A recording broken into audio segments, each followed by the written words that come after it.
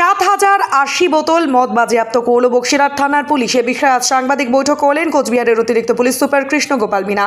সাংবাদিক বৈঠক করে তিনি জানান, গতকাল গোপন সূত্রে খবরের ভিত্তিতে জোড়াইমোড় নাকায় একটি গাড়ি আটকে তল্লাশি চালালে গাড়ির ভেতরে একটি মেশিন পাওয়া যায়, কিন্তু তারপর দেখা যায় সেই মেশিনের ভেতরে বিভিন্ন সাইজের মদের বোতল রয়েছে। তারপর পুলিশ সেই মদের বোতলগুলি বাজেয়াপ্ত করে, সেই সাথে গাড়িতে থাকা দুজনকে গ্রেপ্তার করে তাদের বাড়ি হরিয়ানা এবং দিল্লি। তাদের বিরুদ্ধে নির্দিষ্ট ধারায় মামলা রুজু করে আজ আদালতে তুলে গোটা ঘটনার তদন্তে পুলিশ এমনটাই জানান তিনি।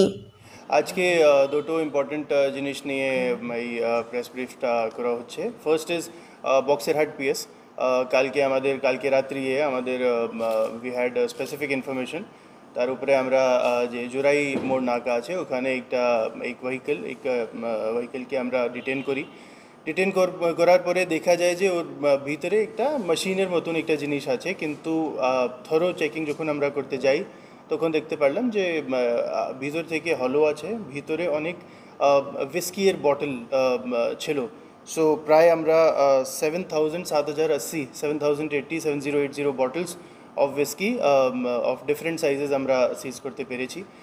তার সাথে দুজন যারা, একজনের নাম সতীশ নন্দাল, ওর বাড়ি সোনিপত হরিয়ানা, অ্যান্ড সেকেন্ড পবন, ওর বাড়ি দিল্লি। এদেরকে আমরা অ্যারেস্ট করেছি আর একটা আমরা স্পেসিফিক কেস করেছি আর এদেরকে ফরওয়ার্ড করা হচ্ছে আজকে কোর্টে। কোথায় যাচ্ছিল নিয়ে?